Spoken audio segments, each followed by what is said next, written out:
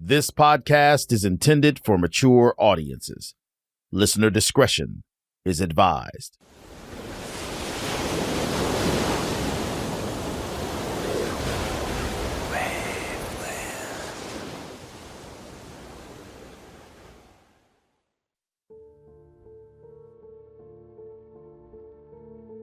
Justin Dylan Glass. He is the name we've heard the most regarding Justin's disappearance. If it's been Dylan and so-and-so, or Dylan in New York, it's always with Dylan. Dylan Glass.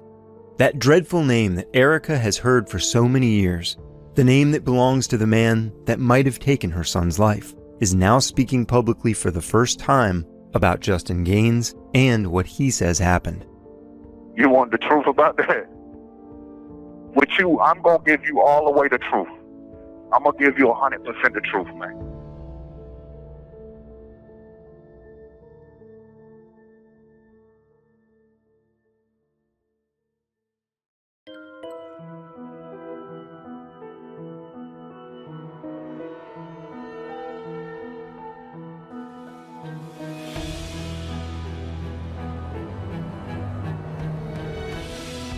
From Waveland, I'm Sean Kipe, and this is Drowning Creek.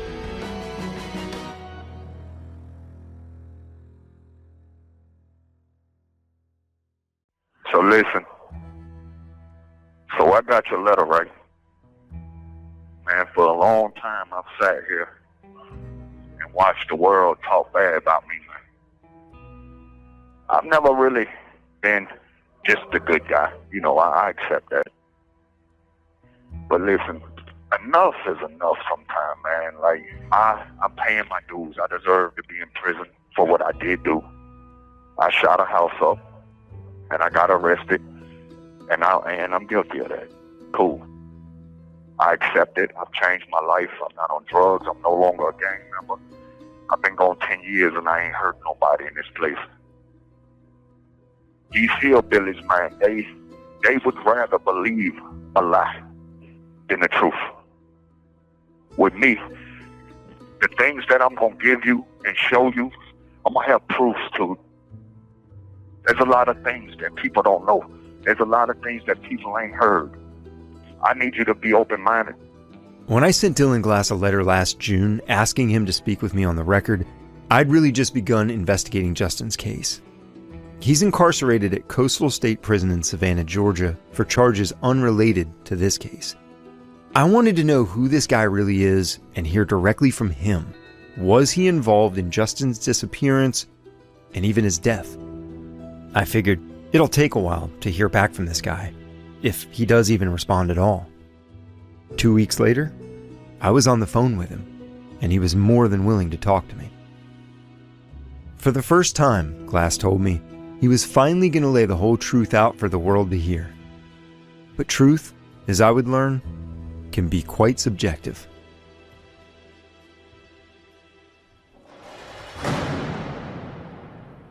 Could you imagine sitting in a level 5 prison, man, facing a life sentence for somebody you never really met, man, and listening to the whole world talk bad about you and want you dead? That shit hurts. That shit hurts, man. I told them people that I never knew that boy. I never met that boy. I never seen that boy. We ain't even the same kind of people. Do you know that they never believed that? I had absolutely no idea what to expect from speaking with Dylan Glass. This guy who, even early on in my investigation and research, I had seen and heard a lot about. And none of it was good. Drug dealer, gangbanger, thief, and thug. The first thing I notice when speaking to Dylan is that he seems really worked up. He talks quickly and you can almost hear his heart racing. He immediately begins overloading me with information, telling me his version of events, so I just let him talk. He came straight out of the gate with telling me that he knows he deserves to be in prison for the crimes he has committed, but that's not why I want to talk to him. I want to know about his involvement in this case. That's another lie they told. So guess what, Mr. Kipp? It gets deeper than that, Mr. Kipp. Yeah, he calls me Mr. Kipp for a while. When you hear everything that really happened, like, It's going to blow your mind. Them people are so corrupt. They don't care about the truth because it's too simple. They didn't want justice. They want a conviction. You know, truthfully, sir, I don't care what people say about me. I want to know what happened just as bad as you do. Because I want an apology from the world. Now, am I wrong for playing with them people? After all the years I told them the truth, I told them I didn't know, I ain't have nothing to do with it. They don't want to believe that. And they kept coming. They kept coming. I tell them, I don't know this man, with tears in my eyes. I don't know this man. They don't want to hear that. They threaten me with death penalties. They threaten me with life sentences. They lock me up on charges. Guess what? Then when I lie to them and play with them, because I'm facing 1 million fucking years, then everybody's mad at me. But they will believe a fucking lie before they will believe the truth. That lie that Dylan is referring to is him sending police on a wild goose chase with his made-up story. Or so he says. Yes, I did that, and I'm sorry, man. I was dead-ass wrong. I'm sorry, and I know that's horrible, and I accept any consequence for that. I was wrong for that, man. So you heard that right. Dylan Glass is actually walking back on the confession he made in 2015. The same confession in which he described in detail what happened to Justin, that he was fighting with Martin Wilkie and choked out by Leon, that they robbed him afterwards, that he was taken to Andy Pickens' houseboat on Lake Lanier, where he was placed in a metal box and placed in the water, later to be moved to a well. This is the same confession that several others, including his own mother, corroborated much of. So how the hell does he explain that his name was ever mentioned in connection with Justin Gaines in the first place? Do you know how all this shit started with me? Man, a fucking trashy-ass trailer park junkie seen this shit on news. He called Crime Stoppers thinking she was finna get a fucking reward, but she didn't pay attention to where it said for a conviction. So when you take and you put a reward on TV, you gonna have 1 million fucking dope heads. Every time they get in trouble, they gonna holler my name. He's right in feeling that every dopehead in the area that gets in trouble says they have information on his role in Justin's murder, or where Justin's body was left. I heard that much from Mike Rising and Sheriff Chapman. They said people have always tried to cut a deal to get time off their sentences, but the information they would provide was something they heard on the news, a well-known rumor, or it was just not credible at all. For example, 2 teenagers actually confessed to murdering Justin at one point, but when police investigated, they found the 2 boys were locked up in a juvenile detention center at the time of his disappearance. It was impossible. Things like that went on for years. But the woman Dylan accuses of looking for reward money, well, I'm not sure how true that is, but I know who he's talking about. Her name's Bridget. Yes, her name's Bridget. Bridget first sent a MySpace message to her brother Josh on January 11th, 2008, telling him that Dylan had killed Justin. In the message, she stated, "Josh, if I tell you something, you have to swear you will not tell anyone, because this could put Dylan in prison for life. Josh, I swear no matter how bad you want to tell someone, do not say anything. I really don't want him to go to prison. But that boy that went missing at Wild Bill's, he did it. He killed him." Josh promptly reached out to the police and spoke to Erica Wilson. I wasn't able to find out exactly when the first reward was offered, but I know it was soon after Justin's disappearance, and it was only $5,000. There was a $25,000 reward offered at least as far back as 2015, maybe further. But regardless, why would Bridget tell her 15-year-old brother this in hopes of reward money instead of going straight to the police? How could she hope for any kind of reward if she had nothing to back up her claim in the first place, making it up as Dylan says? When I ask him to explain this, he doesn't have much of an answer other than telling me to speak with her about it. If you want the truth, tell her, Bridget, is it true? Did them folks really lie on that man for a reward? Watch what she tells you. It'll blow your fucking mind. Another thing, Sean, another thing. If you killed this boy, why would she come back around you and leave with you and go to Florida with you if she knew you was a killer? And when you had her in Florida, if you really killed him, why would you let her tell on you knowing she done told? Is that not crazy? Why would she go with me to Florida knowing I could hurt her? If I was really guilty of that, why would I let her leave? Why would I let her come around me if I know I done did something? I know she's telling on me. It don't add up, man. It's a fair point, I guess, but Bridget wouldn't have mentioned to Dylan that she was telling people he killed someone. Dylan even goes a step further to say that investigators played a role in coaching witnesses like Bridget to implicate him, promising them favors in return for testimony. When you tell somebody $25,000, you'll be surprised if a person's facing prison time what you know about Dylan Glass. Oh, I'll let you go right now. This is what I know, but tell me what you know. Would it be possible that he did this right here? Oh, he's coaching them. Guess what? Of course you got a motherfucker junkie looking at a $25,000 or whatever the reward is and facing prison time. You think they ain't gonna lie for you? That's what really happened. But already, I've got a problem with Dylan's story. Bridget took a polygraph on February 26, 2008, and failed. She was asked 3 questions. Did you know what happened to Justin? Did you leave Wild Bill's with Justin? And do you know for sure where Justin is now? She was found to be deceptive on all 3 questions and failed the test.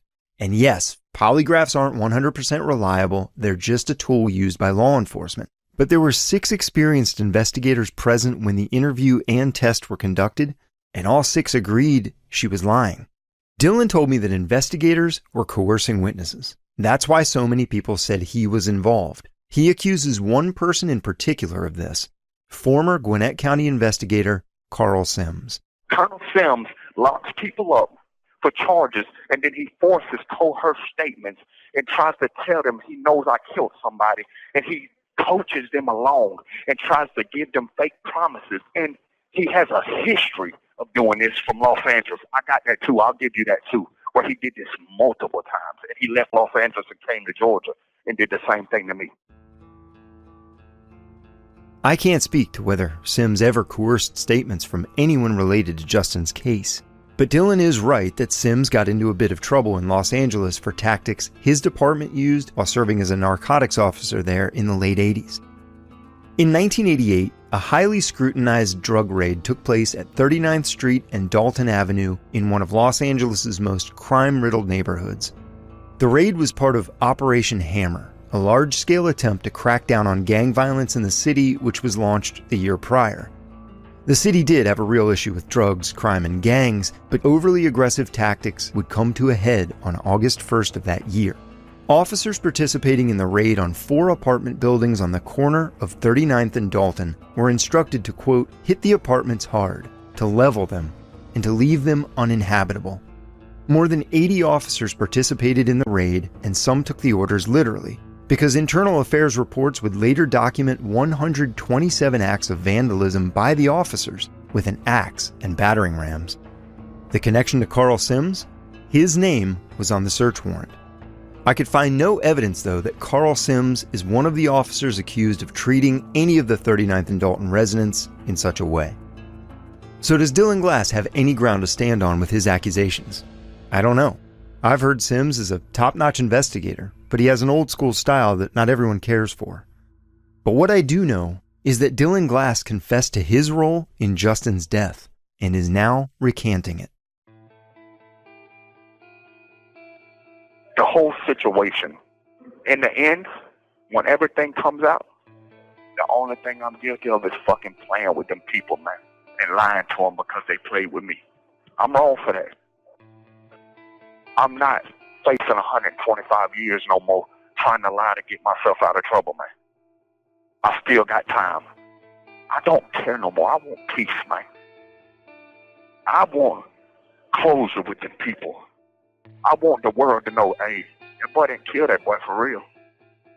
These statements from Dylan Glass are a stark contrast to the confession he gave nearly 10 years ago. What I just can't understand is why he would make this story up of being part of such a heinous crime, if only to take it back later. I mean, we are talking about murder here.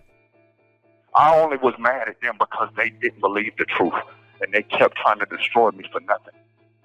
But you, I owe you more respect than that. Then why implicate at least 5 other people at the same time? People like Leon, who's been accused of choking Justin to death. Leon, man, I lied. That boy ain't had nothing to do with nothing, man. And I'm not even cool with him no more. But I did that because I felt like he lied and he didn't take up for me. I felt like he know I didn't kill that boy, and he wouldn't stand up for me, and he turned on me, and he fucked with my ex-girl. So I didn't give a fuck. I wanted him to goddamn see how I felt. But truthfully, that man didn't have nothing to do with that. That shit was lies, man. I didn't expect Dylan to just come out and confess murder to me, but this is just bizarre. Without prompting, Dylan tells me about another person he says he lied about. That's just like New York. Right, New York and money. Remember, a dealer known as New York was said to have been present the night Justin was allegedly killed, and there are statements fingering him as the shooter. Money is another dealer implicated in various parts of this story too. Hey, guess what? They really didn't have nothing to do with that. That man sent me on a dummy mission to rob somebody, and I got shot. My homeboy got shot. And I hated him because I felt like he tried to get me killed. I felt like he turned on me. But truthfully, he ain't have nothing to do with that, man. If you're keeping count, that's now 3 people that Dylan says are innocent despite having been named in his confession. I then ask about Martin Wilkie, the man who was arrested in 2015 for concealing a death in this case. The man we know was at the marina just hours after Justin was last seen. Why was he implicated? Because he turned on me when all that shit started hitting the fan, he was talking bad about me. He know I didn't do that, and he wouldn't stand up for me. Because I used to go to his houseboat. I used to go out there and sell him dope and get high with him. He turned on me, and they know I didn't do that. They know that boy never went to that house. Them folks ran through that house. None of that boys, ain't nothing about that boy ever been there. And I felt like them people turned their back on me instead of hiring a lawyer and helping me, man. I wanted them to see how I felt. All that shit was lies. So, according to Dylan Glass, this story all began with him, and he lied about everything. Everyone he implicated, he did so purely because he was mad at them. But does that really make sense?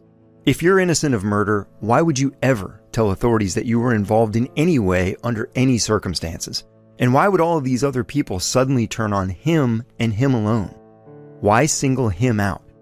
Also, the houseboat nor Andy Pickens' house were ever searched by police. They didn't feel there was enough probable cause to get a warrant, so they never even tried. I learned one more damning piece of evidence, though, that could make it very difficult for Dylan Glass to walk back on that confession of his. When authorities began following leads on Dylan Glass in early 2008, they found one piece of evidence that seemed to be extremely implicating. It's the primary reason that the investigation zeroed in on him more than any other person, that is, up until his confession. It was the big shiny earring that Justin was wearing the night he disappeared. The following day, Dylan Glass and another man were seen at a local pawn shop. In security footage taken from the pawn shop, Dylan can be seen wearing an earring that seems to match perfectly the one that Justin was wearing the night before. I've seen a still image taken from that video footage, and you can't miss the earring. And you know where that earring really came from? Shannon, he's like my cousin. He gave it to me on an 18-wheeler in the country. He gave it to me, and he had the other one. We was like best friends. I just don't tell them that. And they kept mentioning an earring. That was never his earring. That's a lie. This differs from the multiple stories Dylan has given investigators over the years about where he got the earring. He said that he took it out of Justin's ear after assaulting him in Andy Pickens' garage, a story his own mother corroborated. Bob Pulneau shares yet another explanation from Dylan regarding that same night when Justin was allegedly being attacked. Dylan had told another rendition of that same story, and that he saw all this going on one street over, where I know there was a drug house that I think they dealt with, walking distance through the woods, where he saw New York holding a gun to Justin's head in the street, and that Dylan found the earring in the street and put it on his ear. That's how he can justify the photograph of him with the earring at the pawn shop. There are several witnesses who've given similar statements that they saw Dylan wearing the earring for the first time just 1 or 2 days after Justin disappeared, like Christy, a resident of the Conestoga Trailer Park. According to Bob, she told police that she spoke with Dylan not long after, on November 5th. He came over to her house. I knew the date because it was the birth date of her close girlfriend. And that date was corroborated by that girlfriend. That's when she talked with Dylan. And Christy, for the first time, had seen Dylan with an earring, a diamond earring in his ear. And that stood out to her. Yes, she had never seen that before in all the years she had known him.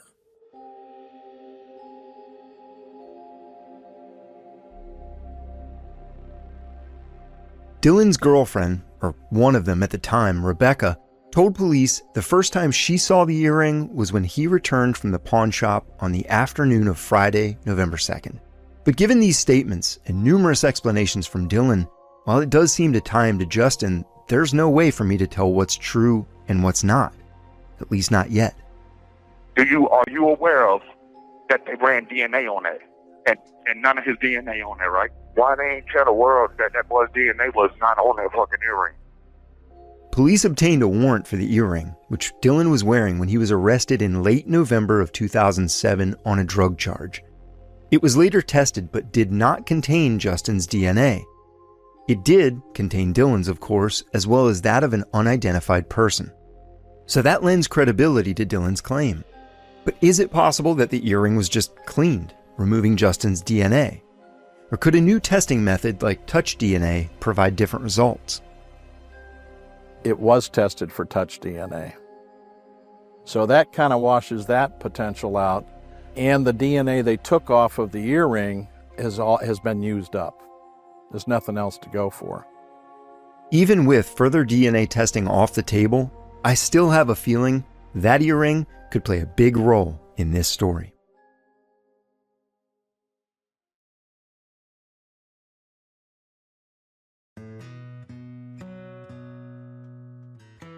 While Dylan Glass maintains that he's never even met Justin Gaines, it's important to recognize eyewitness statements placing him at 2 of the 3 crime scenes, Andy Pickens' house and the houseboat.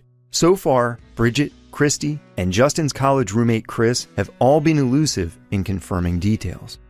But I've also heard about a woman who had a very compelling story regarding Dylan. I'll call her Brandy, as both she and law enforcement have asked for her not to be publicly identified just yet. As a protected witness, I had little hope for getting her on record. But I did. This is Brandy. I've disguised her voice to protect her identity.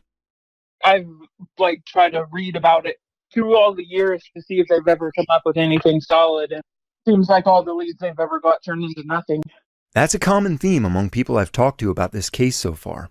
All roads eventually dead end. But Brandy's story is a little different. She's familiar with many of the names associated with this case, and she knew Dylan in 2007. So I was married to someone who had grown up basically in the Conestoga Trailer Park. And so he was friends with all of them. I'm choosing to bleep out the name of Brandy's ex-husband. It helps with her anonymity and to protect his identity. I wasn't aware at the time, but he was using meth. And that's pretty involved with what they were all involved in, you know. So that's how I met Dylan. Brandy tells me her ex cheated on her with a girl who Dylan was dating at the time, which caused her to flirt more with Dylan out of spite. And no, I'm not just dredging up their personal drama for nothing. There is actually a reason for telling you this. She says that when her husband was away at work, Dylan would come around. One particular visit from Dylan sticks with her. Though her memory on the exact date was fuzzy, we know from documents and records that it was the morning of November 2nd, 2007. The day after Justin went missing. Dylan actually showed up at my door one morning. I want to say it was maybe 6 a.m. It was early. He was very frantic. He was just in a really weird type of mood. You know, he seemed very, anxious. And he said his exact words for me, I never forgot. He was like, "I think I killed someone." And I was like, "What?" I wasn't expecting to hear that. And he was like, "I shot somebody and I threw their body in the bayou." And he's from Louisiana. So, I didn't question that. It made sense to me. And I was like, fuck, what happened? And he didn't really give me a lot of details. He just told me that he shot them and threw their body in the bayou. I didn't really ask anything because that was kind of scary to me. I do remember him telling me that he did not know if Justin was dead. When Brandy described Dylan Glass knocking on her front door in the early morning hours of November 2nd, saying he had shot someone, Justin Gaines' disappearance hadn't yet made the news because he wasn't even reported missing until 2 days later. Dylan was born in Louisiana, so Brandy made the assumption that this was the area he referred to when he mentioned dumping the body in the bayou. I've heard stories of Justin being taken and dumped in a swamp in Louisiana before, but it doesn't feel like those leads were ever considered credible. And one question I have about this story is if a body was dumped in a bayou or anywhere, how could Dylan not be sure if he had killed the victim? Shortly after this encounter, Brandy told her story to the police. I asked her about several of the people who might be involved in some way in this case, and without prompting, she shared a familiar name. The one I'm thinking of, he might have gone by the name like New York or something. It's a black guy. New York. According to Dylan, he lied about New York being involved. But Brandy told me that Dylan once offered to put a hit out on her ex-husband so the two could run away together, and New York would be his trigger man. Of course, it's entirely possible Dylan was just talking out his ass or trying to impress her, but either way, she says it scared her. Since Brandy knew Dylan well during this time, I wanted to know, what was he really like? So Dylan is always a very high-strung person. That could have been the meth, but he's always been kind of he talks a lot, and he always is talking about beating someone up or something crazy. The only time I ever remember him being different, when he came and told me that day, he seemed very anxious. You could say that Brandy's story, as intriguing as it might be, is just that, a story, another dead end. And you might be right, if it weren't for another witness's story. Before I even met with Brandy, I discussed with Bob Pulneau and Mike Rising some of the facts about this case regarding Dylan Glass the day after Justin disappeared in particular. He went to two women's houses that morning, wanting to hide out because he just shot somebody. Told people he had shot somebody. Yeah, and the women don't know each other. I'm told that after leaving Brandy's house, Dylan and his friend Shane, the same man seen with him at the pawn shop later that same day, went to another woman's house seeking a place to hide out, claiming he had just shot someone. Her identity as well needs to be kept private, as she's also considered a confidential informant in this case. I'll call her Natalie. Natalie was interviewed on January 30th, 2008 by detectives from both Walton County and Gwinnett County PD. In the interview, she stated that Dylan and Shane were dropped off at her house by an unidentified girl in a blue Dodge Dakota pickup truck. Dylan allegedly said he had shot someone, referring to Justin, but wasn't sure if he was dead or not. Dylan also allegedly said that he had taken Justin to Walton County to, quote, finish him off. When Natalie told the two men they couldn't stay at her house, the girl in the truck came back and picked them up shortly after. And I've been trying to reach Natalie but have had no luck making contact with her. Something from both women's stories jumps out at me immediately though. Both stated that Dylan said he shot Justin but wasn't sure if he was dead or not. That's not likely something that two different people who don't know each other are going to make up simultaneously, and the interviews with them were conducted less than 2 months apart. Something else stuck out to me. It's the mention of the blue Dodge Dakota. That truck belonged to Dylan's friend Shane.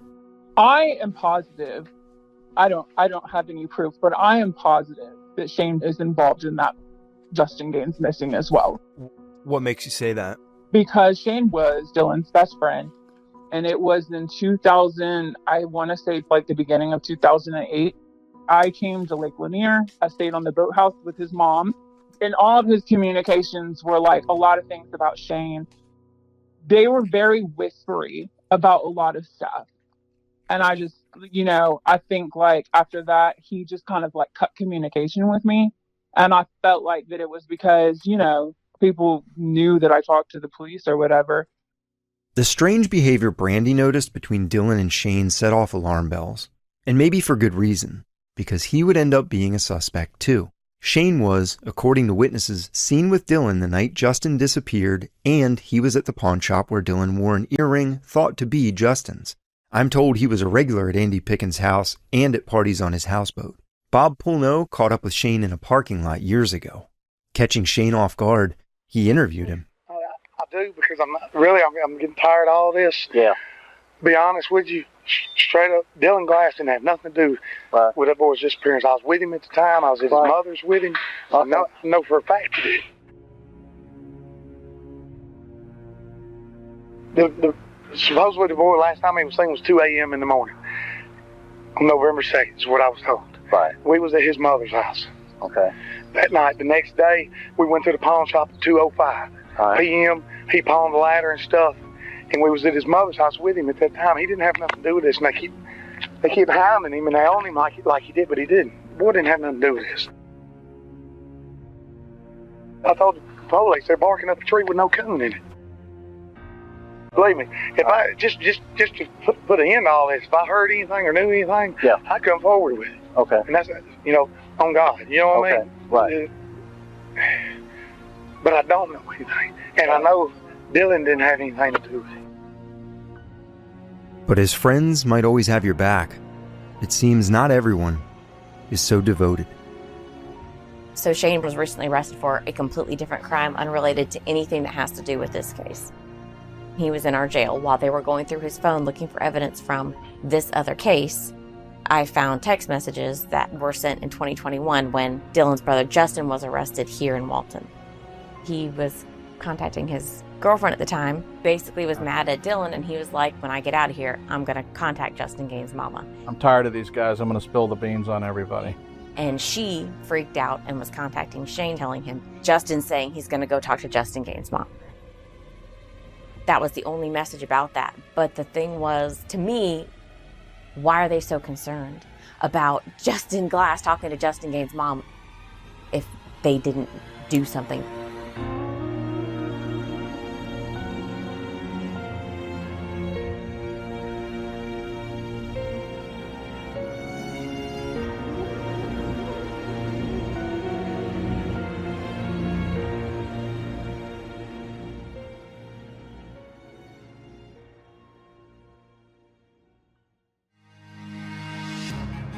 Drowning Creek is an original production of Waveland. I wrote and created the series and the original score. Executive producer is Jason Hoke. Associate producer is Leo Culp. Sound engineering by Shane Freeman. Special thanks to Erica Wilson and her family. If you have any leads on this case, please contact me at info@seankipe.com. And if you love the series, please leave a review and tell your friends. Follow Waveland on Instagram at Waveland Media for more on this series and upcoming new shows. And you can also find me on social media at Sean Kipe Official or at seankipe.com. As always, thanks for listening.